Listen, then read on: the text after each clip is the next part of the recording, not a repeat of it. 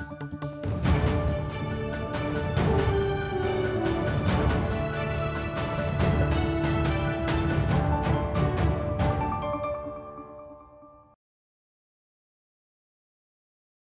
અફેર્સની વધુ માહિતી મેળવવા માટે જોતા રહો અમારી YouTube ચેનલ ICE રાજકોટ અને અમારી ચેનલને સબસ્ક્રાઇબ કરો અને બેલ આઇકોન પ્રેસ કરો જેથી દરેક નવા વિડીયોની નોટિફિકેશન મેળવી શકો. નમસ્તે વિદ્યાર્થી મિત્રો, ICE ના ડિજિટલ પ્લેટફોર્મમાં હું અમિત કટારિયા આપ સર્વેનું હાર્દિક સ્વાગત કરું છું. વિદ્યાર્થી મિત્રો, આજના કરંટ અફેર્સના ટોપિક્સમાં પ્રથમ ટોપિક કન્ટેમ્પ્ટ ઓફ કોર્ટ છે. જી હા, કન્ટેમ્પ્ટ ઓફ કોર્ટ. વિદ્યાર્થી મિત્રો, આ ટર્મ હાલમાં કરંટ અફેરમાં કઈ રીતે આવી, વર્તમાન પ્રવાહમાં કઈ રીતે આવી, પેલા એ જરાક જોઈ લઈએ કે કરંટ અફેર્સમાં આ ટર્મ શું કામ ભણવી જોઈએ. હાલમાં ઘટના એવી ઘટી કે સુપ્રીમ કોર્ટ ના ન્યાયાધીશ દ્વારા એક વ્યક્તિ જેનું નામ છે પ્રશાંત ભૂષણ, જી હા વિદ્યાર્થી મિત્રો, સુપ્રીમ કોર્ટના ન્યાયાધીશ દ્વારા એક વ્યક્તિ કે જેનું નામ છે પ્રશાંત ભૂષણ, તેને કન્ટેમ્પ્ટ ઓફ કોર્ટની નોટિસ અપાઈ. કન્ટેમ્પ્ટ ઓફ કોર્ટની નોટિસમાં સિમ્પલ એવું જણાવવામાં આવ્યું કે આપના ઉપર કન્ટેમ્પ્ટ ઓફ કોર્ટનો કેસ શું કામ ન ચલાવવો જોઈએ. કન્ટેમ્પ્ટ ઓફ કોર્ટ એટલે ખાસ ધ્યાન રાખવું કે અદાલતની અવહેલના અથવા અવમાનના, એટલે કે પ્રશાંત ભૂષણ પર સુપ્રીમ કોર્ટના ન્યાયાધીશોએ એવો આરોપ મૂક્યો કે શું કામ ને આપના પર કન્ટેમ્પ્ટ ઓફ કોર્ટ જે છે એની અવહેલનાનો કેસ, અદાલતની અવહેલનાનો કેસ શું કામ ન ચલાવવો જોઈએ. તો પ્રશાંત ભૂષણને નોટિસ આપી અને પૂછવામાં આવેલું છે. ધ્યાન રહે વિદ્યાર્થી મિત્રો, કયા આધાર ઉપર સુપ્રીમ કોર્ટના ન્યાયાધીશોએ આવી નોટિસ આપી? સિમ્પલ બાબત. નોટિસ આપવા માટે એમની પાસે જે આધાર હતો એ હતો પ્રશાંત ભૂષણ દ્વારા કરવામાં આવેલા ટ્વીટ. જી હા વિદ્યાર્થી મિત્રો, એક રીતે જોવા જઈએ તો ટ્વીટ કરવાની આઝાદી બધાને છે. પોતાની જાતના એક્સપ્રેશન જે વ્યક્ત કરવાનો અધિકાર, પોતાના મંતવ્યોને, તે સર્વ કોઈને છે. પરંતુ કોર્ટના મત અનુસાર પ્રશાંત ભૂષણે એવા મંતવ્યો વ્યક્ત કરેલા હતા કે જે કોર્ટની અવહેલના અથવા અવમાનના કરી રહ્યા હતા, કન્ટેમ્પ્ટ ઓફ કોર્ટ માટે જવાબદાર હતા. તેથી આ કન્ટેમ્પ્ટ ઓફ કોર્ટ જે છે એ હાલમાં કરંટ અફેરમાં છે. તેથી આપણે એના વિશે થોડીક બેઝિક માહિતી જરૂરી છે. તો જોઈએ, પહેલા એ ખાસ ધ્યાન રહે કે જો એવું પૂછાય કે કન્ટેમ્પ્ટ ઓફ કોર્ટ નો આધાર નીચેનામાંથી કયા બંધારણના અનુચ્છેદમાં આપવામાં આવેલ છે? કન્ટેમ્પ્ટ ઓફ કોર્ટનો આધાર નીચેનામાંથી કયા બંધારણના અનુચ્છેદમાં આપવામાં આવેલ છે? તો ધ્યાન રહે, બંધારણમાં કોઈ પણ જગ્યાએ કન્ટેમ્પ્ટ ઓફ કોર્ટને વ્યાખ્યાયિત કરવામાં આવેલ નથી. મતલબ બંધારણમાં કોઈ ઉલ્લેખ નથી કન્ટેમ્પ્ટ ઓફ કોર્ટનો. બીજો મુદ્દો, બંધારણનો અનુચ્છેદ 129 supreme court contempt of court બદલ સજા આપવાની સત્તા આપે છે. ધ્યાન રહે વિદ્યાર્થી મિત્રો, કન્ટેમ્પ્ટ ઓફ કોર્ટ શબ્દાવલીનો પ્રયોગ બંધારણમાં નથી. કન્ટેમ્પ્ટ ઓફ કોર્ટ શબ્દાવલીનો પ્રયોગ બંધારણમાં નથી, પરંતુ કોર્ટને તેના કન્ટેમ્પ્ટ બદલ સજા આપવાનો અધિકાર બંધારણનો અનુચ્છેદ 129 આપે છે.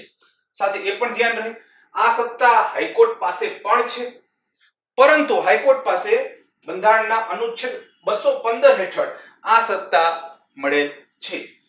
ધ્યાન રહે, કન્ટેમ્પ્ટ ઓફ કોર્ટ્સ એક્ટ 1971 મુજબ, જી હા, કન્ટેમ્પ્ટ ઓફ કોર્ટ્સ 1971 મુજબ કન્ટેમ્પ્ટ ઓફ કોર્ટના બે પ્રકાર પાડી શકાય. એક પ્રકાર છે સિવિલ અને બીજો છે ક્રિમિનલ.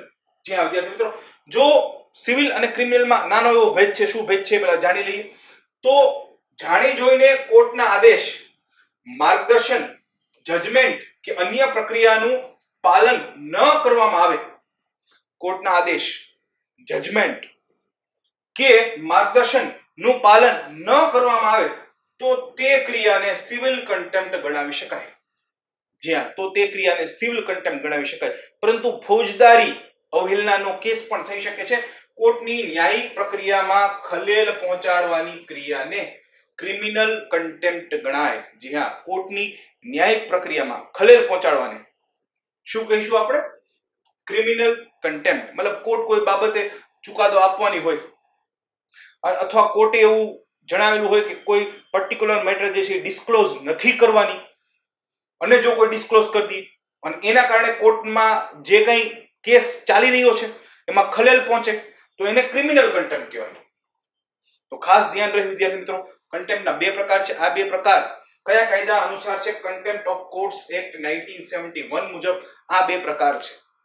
તો ધ્યાન રહે વિદ્યાર્થી મિત્રો, ભૂલાય નહીં. હાલમાં કરંટમાં છે, કેટલી બાબતો યાદ રાખવાની છે. બંધારણમાં આ શબ્દનો ઉલ્લેખ કરવામાં આવેલ નથી, આ શબ્દને વ્યાખ્યાયિત કરવામાં આવેલ નથી, પરંતુ બંધારણના અનુચ્છેદ 129 મુજબ સુપ્રીમ કોર્ટને તેની અવહેલના કરવા બદલ, કન્ટેમ્પ્ટ કરવા બદલ સત્તા મળેલી છે કે તે કોઈને સજા કરી શકે છે. એવી રીતે બંધારણના અનુચ્છેદ 215 માં પણ હાઈકોર્ટ પણ આ જ પાવર ધરાવે છે. એ પણ ધ્યાન રહે વિદ્યાર્થી મિત્રો. કન્ટેમ્પ્ટ ઓફ કોર્ટ્સ એક્ટ 1971 મુજબ, જી હા, કન્ટેમ્પ્ટ ઓફ કોર્ટ્સ એક્ટ 1971 મુજબ કન્ટેમ્પ્ટના બે પ્રકાર, સિવિલ તથા ક્રિમિનલ. સિવિલ, કોઈ જજમેન્ટ, આદેશ, માર્ગદર્શનનું પાલન ન કરો તો, અને કોઈ પણ ન્યાયિક પ્રક્રિયામાં ખલેલ પહોંચાડો તો એ ક્રિમિનલ થઈ જશે. મને આશા છે કે આ બાબત આપને યાદ રહેશે. નવા મુદ્દા તરફ આગળ વધીએ વિદ્યાર્થી મિત્રો. જે બીજો મુદ્દો છે તે આંતરરાષ્ટ્રીય સંબંધો સાથે સંકળાયેલો છે. હાલમાં એક ઇસ્તાંબુલ કન્વેન્શન છે. તે ઇસ્તાંબુલ કન્વેન્શનમાંથી પોલેન્ડ દેશ નીકળી જવાનું નક્કી કર્યું. પોલેન્ડ નામનો એક દેશ જેને ઇસ્તાંબુલ કન્વેન્શનમાંથી નીકળી જવાનું નક્કી કરેલું છે. ધ્યાન રહે વિદ્યાર્થી મિત્રો, ઇસ્તાંબુલ એક શહેરનું નામ છે જે ટર્કીમાં આવેલું છે. પહેલા એ જાણી લઈએ કે કન્વેન્શન શાના વિષય પર છે.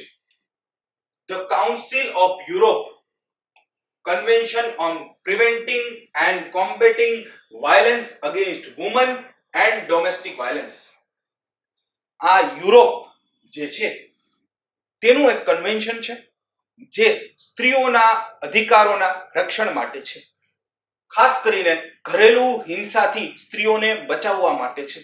જ્યાં ઇસ્તાંબુલ કન્વેન્શન નીચેનામાંથી કઈ બાબતને ટાર્ગેટ કરે છે? જો આપણને આવું આપવામાં આવે અને ઓપ્શન આપેલા હોય કે ભાઈ પર્યાવરણને લગતી બાબત છે, ઓઝોનને લગતી બાબત છે, શસ્ત્રોને લગતી બાબત છે, અથવા ઘરેલું હિંસાને લગતી બાબત છે, જો આ પ્રકારના ઓપ્શન આપેલા હોય તો આપણે ઇસ્તાંબુલ કન્વેન્શન નીચેનામાંથી કઈ બાબતને લાગુ પડે છે આવી રીતે ઓપ્શન આપી દીધા હોય A, B, C, D. ધ્યાન રહે, ઘરેલું હિંસાને લગતી બાબત છે, સ્ત્રીઓના અધિકારોના રક્ષણ માટેનો આ કન્વેન્શન છે ઇસ્તાંબુલ કન્વેન્શન. ધ્યાન રહે વિદ્યાર્થી મિત્રો, પ્રથમ બાધ્ય સંધિ છે. બાધ્ય સંધિ એટલે જેને લાગુ કરવી જ પડે, વોલન્ટરી નથી, કમ્પલસરી મેન્ડેટરી સંધિ છે. જે રાષ્ટ્રોએ આ સંધિ પર હસ્તાક્ષર કરેલા છે તે બધાએ રાષ્ટ્રોએ આ સંધિના નિયમો પાળવા જરૂરી છે. તો ધ્યાન રહે, આ બાધ્ય સંધિ છે, પ્રથમ બાધ્ય સંધિ છે જે સ્ત્રીઓ પ્રત્યેની હિંસાને અટકાવવાનું કાર્ય કરે છે. પ્રથમ બાધ્ય સંધિ સ્ત્રીઓ પ્રત્યેની હિંસાને અટકાવવાનું કાર્ય કરે છે. ઇસ્તાંબુલ કન્વેન્શન શું કામ ન્યૂઝમાં છે? કારણ કે પોલેન્ડ દેશે તે સંધિમાંથી બહાર નીકળી જવાનું નક્કી કર્યું છે. તેથી, પરંતુ પરીક્ષાના દ્રષ્ટિકોણથી ઇસ્તાંબુલ કન્વેન્શન વિશે આપણે બધું ખ્યાલ હોવું જોઈએ. તે ધ્યાન રહે, જ્યારે કોઈ પણ સરકાર આ કન્વેન્શનનો અમલી કરે છે ત્યારે તે સરકારને કાયદાકીય રીતે આ કન્વેન્શનને અનુસરવું ફરજિયાત છે. મેં આપને જણાવ્યું કે એક વખત આપણે કન્વેન્શનમાં હસ્તાક્ષર કર્યા, એક વખત આપ કન્વેન્શનના મેમ્બર રાષ્ટ્ર બન્યા, સભ્ય રાષ્ટ્ર બન્યા, ત્યારબાદ કન્વેન્શનને લાગુ કરવું જરૂરી થઈ જાય છે. અહીંયા ધ્યાન રહે કે પોલેન્ડે હાલમાંથી એમાંથી નીકળી ચૂક્યું છે. ધ્યાન રહે કે વર્તમાન સમયે 45 દેશો તથા યુરોપિયન યુનિયન આ કન્વેન્શન પર સહી કરેલી છે. કેટલા દેશો? 45 દેશો તથા યુરોપિયન યુનિયને આ કન્વેન્શન પર સહી કરેલી છે. જ્યાં વિદ્યાર્થી મિત્રો ભૂલાય નહીં, કયા દેશે હાલમાં પોલેન્ડે હાલમાં ઇસ્તાંબુલ કન્વેન્શનમાંથી જે છે એ બહાર નીકળી ગયું. ધ્યાન રહે, સ્ત્રીઓ પ્રત્યેની હિંસાને અટકાવવા માટે આ કન્વેન્શન ઉપયોગી છે. નવા મુદ્દા તરફ આગળ વધીએ. આજે ત્રીજો મુદ્દો છે વિદ્યાર્થી મિત્રો, ઓપન ક્રેડિટ એનેબલમેન્ટ નેટવર્ક.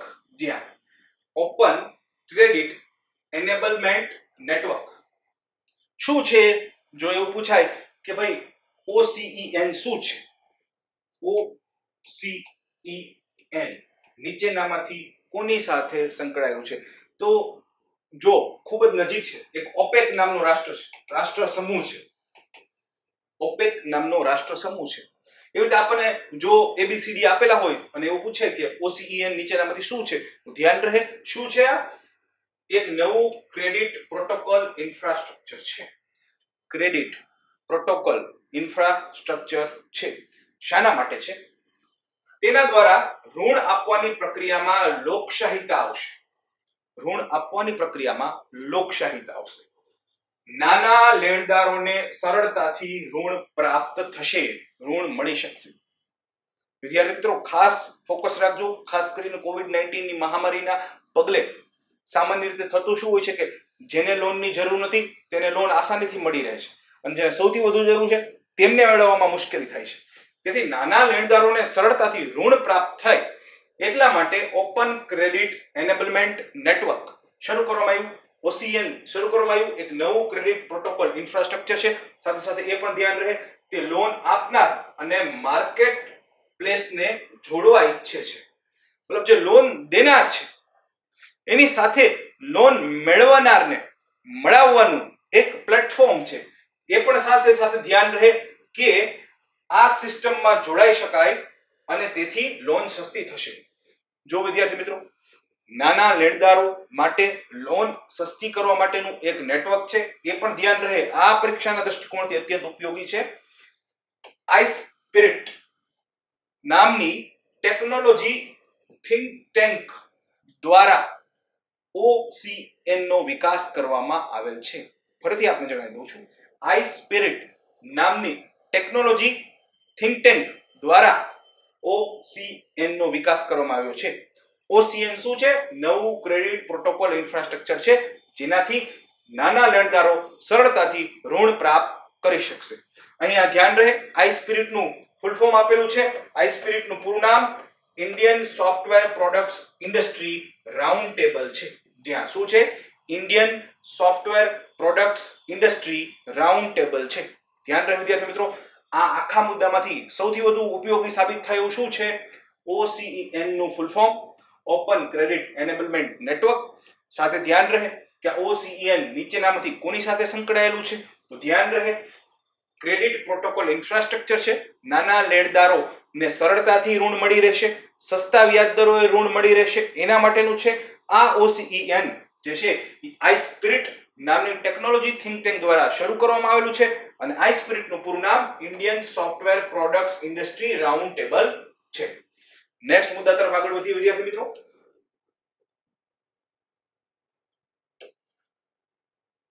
જે આ નવો મુદ્દો છે તે વિશ્વ હેપેટાઇટિસ દિવસ વિશે છે. જી હા, વિશ્વ હેપેટાઇટિસ દિવસ વિશે છે.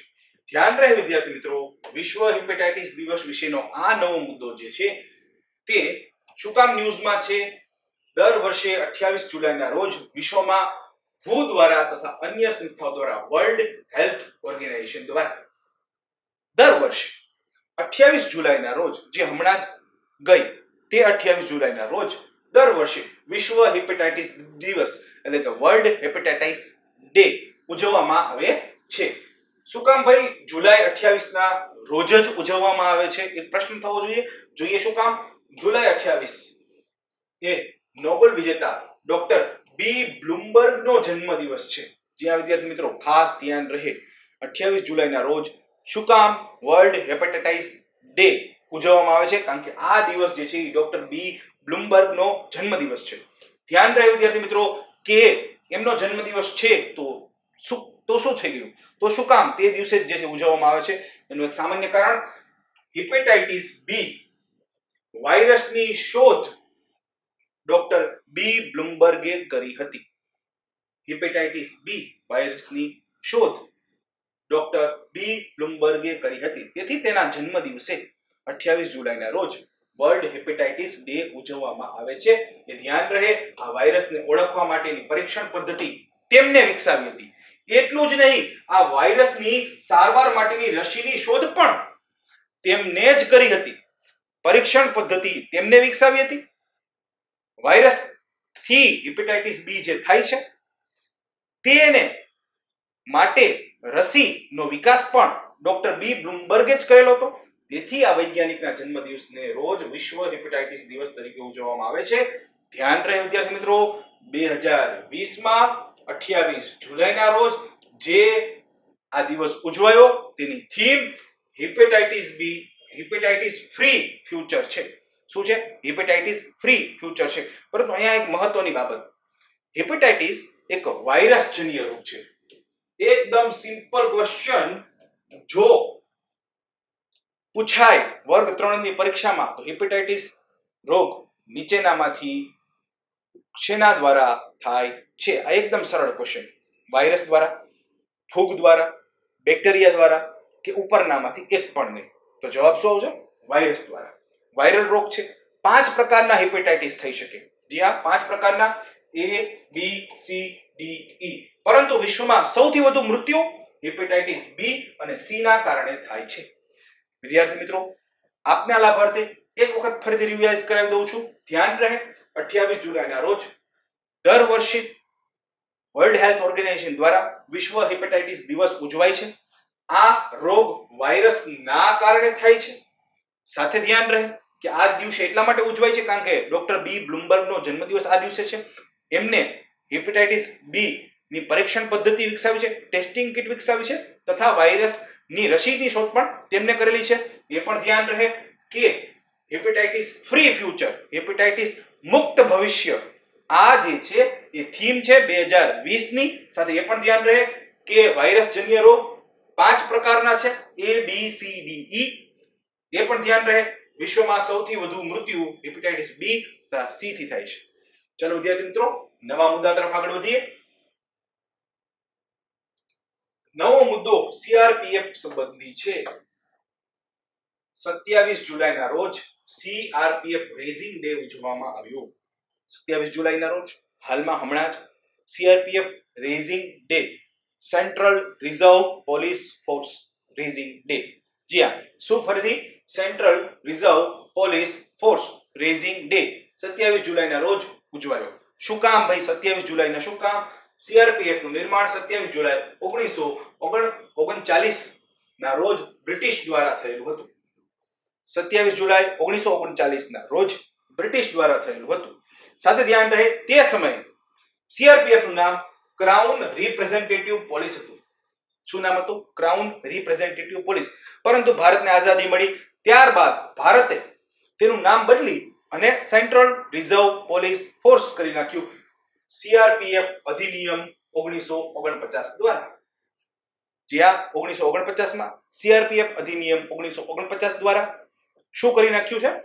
CRPF નું નામ જે છે તે નવું નામ રાખ્યું, ભારતીય નામ રાખ્યું. પહેલા ક્રાઉન રિપ્રેઝેન્ટેટિવ પોલીસ હતું, પરંતુ હવે બ્રિટિશ ક્રાઉનની સત્તા ભારત પર છે જ નહીં, એટલે સેન્ટ્રલ રિઝર્વ પોલીસ ફોર્સ. ધ્યાન રહે CRPF ગૃહ મંત્રાલય હેઠળ છે. જો વિદ્યાર્થી મિત્રો, ઘણી વખત આપણને ખ્યાલ હોય પણ સિલી મિસ્ટેક થઈ જાય. આર્મી જે છે, ઇન્ડિયન આર્મી, તે ડિફેન્સ મિનિસ્ટ્રી હેઠળ છે, પરંતુ CRPF જે છે તે ગૃહ મંત્રાલય હેઠળ છે. અહીંયા એક ખાસ ધ્યાન રહે કે CRPF નું પૂરું નામ સેન્ટ્રલ રિઝર્વ પોલીસ ફોર્સ છે તથા ભારતની સૌથી મોટી હથિયારી સેના છે.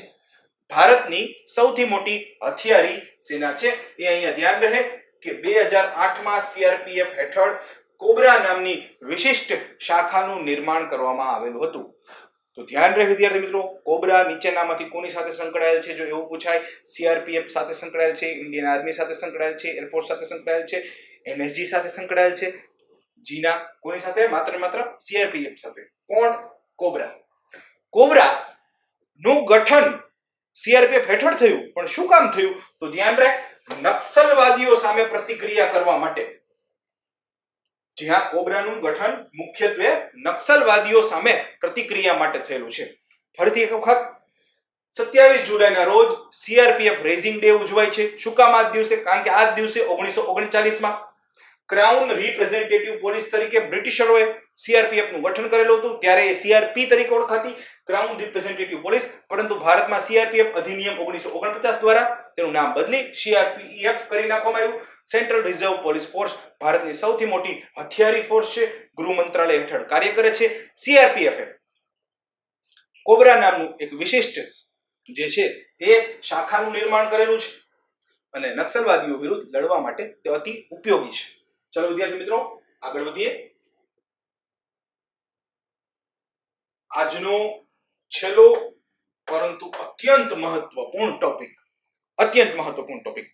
ધ્યાન રહે, આંતરરાષ્ટ્રીય વાઘ દિવસ. શું કામ મહત્વપૂર્ણ છે એ પહેલા જોઈ લઈએ. દર વર્ષે 29 જુલાઈના દિવસે દર વર્ષે આંતરરાષ્ટ્રીય વાઘ દિવસની ઉજવણી થાય છે. તો પહેલો પ્રશ્ન એ જાગે કે ભાઈ 29 જુલાઈના દિવસે શું કામ થાય છે? એટલા માટે થાય છે કારણ કે વર્ષ 2010 માં રૂસના સેન્ટ પીટર્સબર્ગ માં એક સંમેલનનું આયોજન થયું હતું. રૂસના સેન્ટ પીટર્સબર્ગમાં એક સંમેલનનું આયોજન 2010 માં થયેલું હતું. સેન્ટ પીટર્સબર્ગ એક સિટીનું નામ છે, ત્યાં આયોજન થયેલું હતું, જેમાં વાઘ દિવસની ઉજવણી કરવાનો નિર્ણય લેવામાં આવેલો હતો. વાઘ દિવસની ઉજવણી કરવાનો નિર્ણય સેન્ટ પીટર્સબર્ગમાં 2010 ના સમય લેવામાં આવેલો હતો.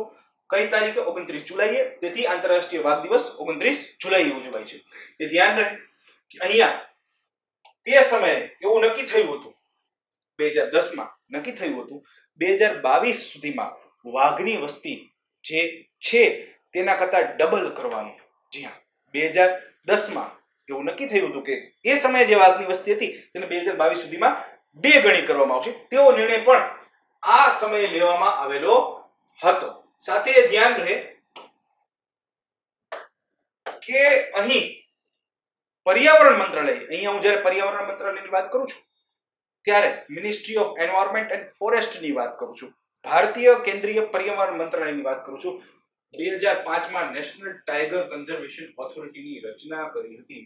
વિદ્યાર્થી મિત્રો અત્યંત મહત્વપૂર્ણ, પ્લીઝ ફોકસ.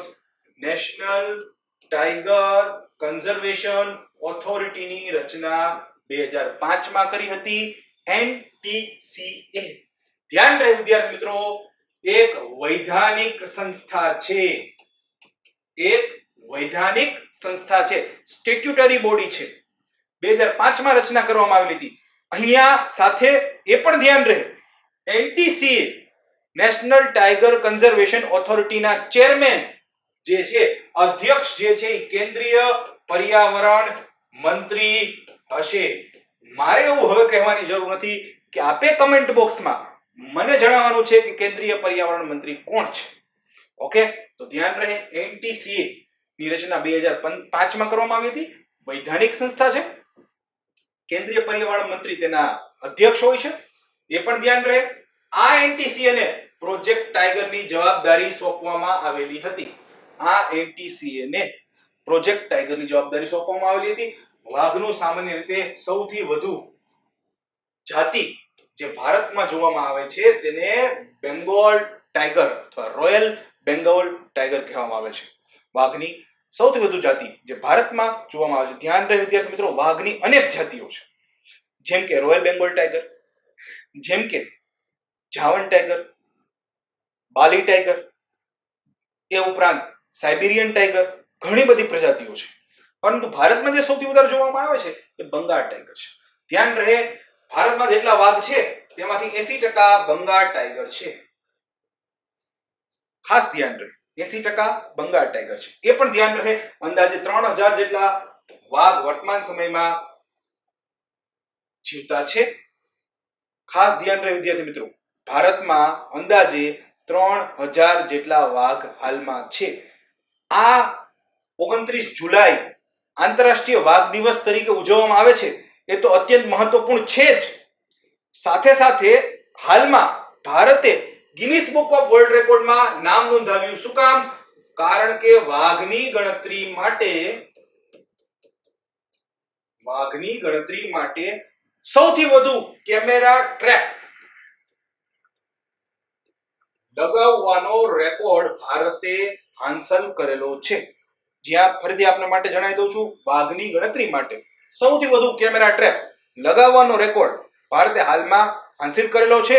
ધ્યાન રહે, કરંટમાં હોવાનું એક કારણ આ પણ છે, કરંટમાં હોવાનું બીજું કારણ એ પણ છે કે હમણાં જે છે એ આંતરરાષ્ટ્રીય વાઘ દિવસ ગયો.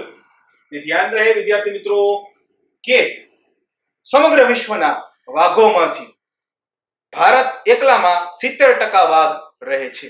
જ્યાં વિદ્યાર્થી મિત્રો તેથી અત્યંત ઉપયોગી સાબિત થઈ જાય. એ ઉપરાંત આપ જાણો જ છો કે વાઘ ભારતનું રાષ્ટ્રીય પ્રાણી છે.